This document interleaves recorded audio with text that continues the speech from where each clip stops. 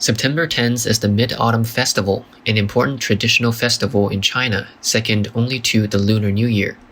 In the past, family and friends would gather together at this time to enjoy food and celebrate together. But this year, instead of being able to reunite with family, many people are left with nothing to eat.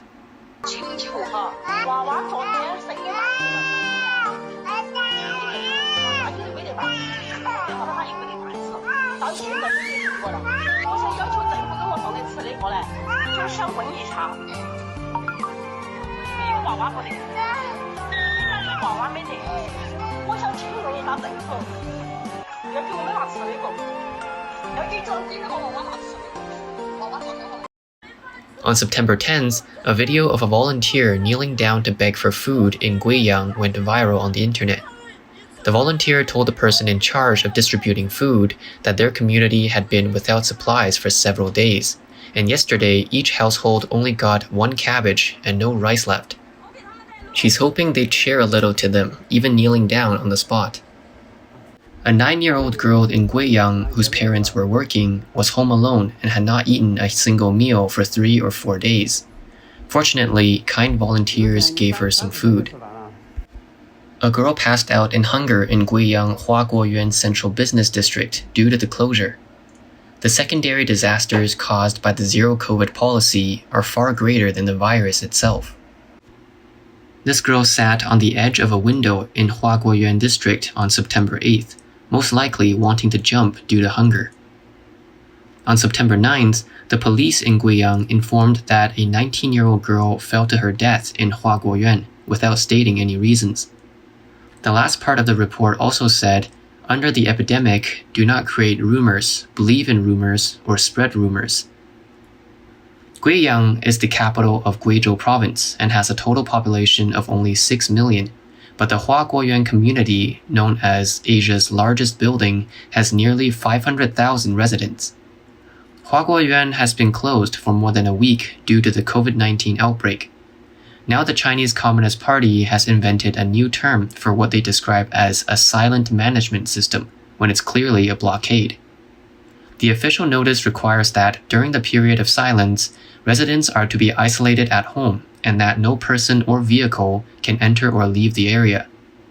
Under such a harsh state of closure, the authorities failed to provide food to residents in a timely manner, which caused many humanitarian disasters. Some netizens commented that the model of Shanghai's city closure was once again implemented in Guizhou, and the tragic stories caused by the closure is once again playing out in Guizhou.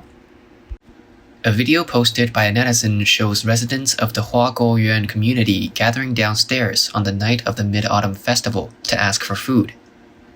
It is reported that the cause was the local community's epidemic prevention officers, who took out the donated food and supplies and hawked them, angering the residents. Netizens disclosed that the originally free donated supplies were sold for 30 yuan a pack, rising to 45 yuan by the afternoon, and as high as 66 or even 88 yuan by the evening. Some residents at the scene said that the neighborhood committee sold donated supplies to residents to make money, and those who did not have money to buy them could only wait to starve to death. Angry residents poured downstairs in the evening, smashing up the site and looting food and supplies. The authorities were unable to control the situation, even though a large number of police officers were deployed. It is reported that the authorities were able to disperse the crowd by distributing mooncakes, but more than 100 residents were later arrested. Netizens disclosed that many foods were withheld to the point of going bad and becoming moldy, yet still not given to residents. But they will still give out some food when they need to put on a show.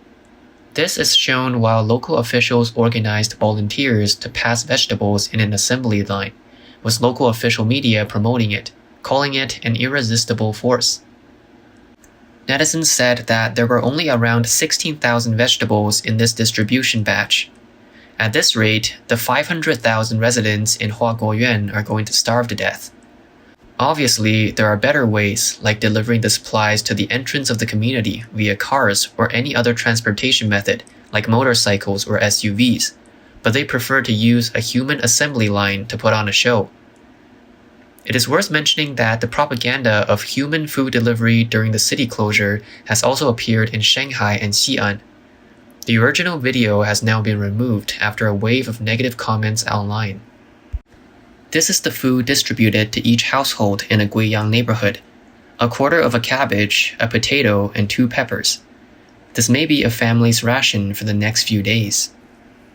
Some places are even more absurd. Authorities had originally drove in a truckload of food, perhaps from donations, but in the face of the large number of residents, the pitiful amount of food could not be divided, and they were taken away again overnight. One netizen showed the food he managed to buy for 100 yuan. There was a small piece of pork that had gone bad, and he had to throw it away. The hungry residents have come up with all sorts of ideas. During the Mid-Autumn Festival, some residents in Guiyang hung large white cloths outside their windows, saying, "Hungry, I want to eat." Of course, people who are connected to the government are never short on supplies. This woman showed off the mooncakes and lunch meat she received from the government. Tragedies caused by city closures are playing out simultaneously in several parts of China. One in particular, Yili city of Xinjiang, has received international attention due to human rights issues and has become a hot search due to the extreme local prevention measures. According to local netizens, Yili has been closed and controlled in many places since the beginning of August, and the whole area has been managed in silence for more than 40 days so far. The local government has strictly forbidden people to leave their homes, and all gates have been sealed off, leading to numerous humanitarian disasters. Due to the authorities' strict control over Xinjiang, it is difficult for local residents to make their voices heard. Recently, an article titled "Yili Needs Attention and Help" has been circulating on social media. The article wrote that there are 31 hospitals in Yili, but pregnant women who are going into labor cannot find a hospital to deliver their babies. And this is not an isolated case. On September 7th, a post reflected that a pregnant woman was 9 days overdue. She spent 5 hours at the local Xinhua hospital before they suddenly stopped her treatment. There were also 8 or 9 other expectant mothers waiting to give birth that didn't know what to do. An elderly man had a cerebral hemorrhage and was brought to the hospital with great difficulty, but could not be operated because the intensive care unit was closed. The article also reads, "There are paralyzed elderly people in the building who have no one to take care of them, nursing mothers who have no food to eat, people who are staying in tents and have trouble eating, drinking, and defecating, no water to drink on hot days, and several people with heat stroke, putting food on the toilet because there's nowhere else to eat, and no place to go to the toilet. It's seriously shocking to see and makes it hard to believe that it's 2022. The article "Yili Needs Attention and Help" was subsequently deleted from the WeChat platform. One netizen disclosed online on September 8th that the city of Yining had started to be gradually unsealed, but the current situation is even worse than before the blockade. Prices are outrageously high and many people are facing a food crisis at home. What's more, the number of innocent people dying as a result of extreme epidemic prevention measures is increasing, including children dying at home without timely treatment for diarrhea and elderly people hanging themselves out of desperation due to hunger. There has also been a case of staff members breaking into a resident's home and beating him 5-on-1 just from yelling in his home due to frustration.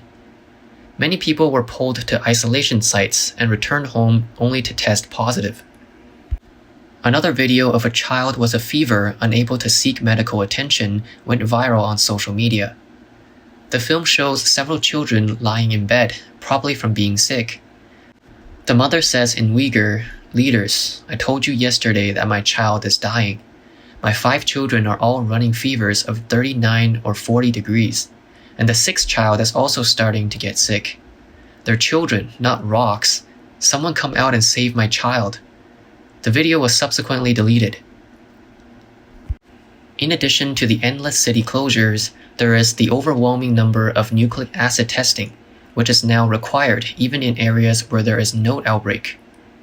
Being in mainland China, if you don't get your nucleic acid done in time, You'll be restricted at best and locked up in jail at worst. On September 11th, in Luzhou, Sichuan province, a young man was finally taken to the police station because he did not have his nucleic acid done in time, and his travel code and health code were not normal. On September 10th, a resident of Guiyang City was forcibly admonished by police for not coming downstairs to do nucleic acid, and was arrested for mandatory nucleic acid testing.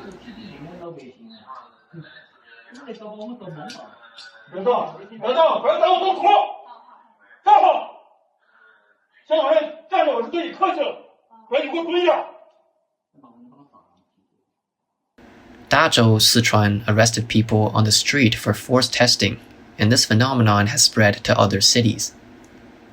The city of Lanzhou in Gansu province has recently launched a new round of door-knocking operation, where officers go house to house to check residents' records of nucleic acid testing.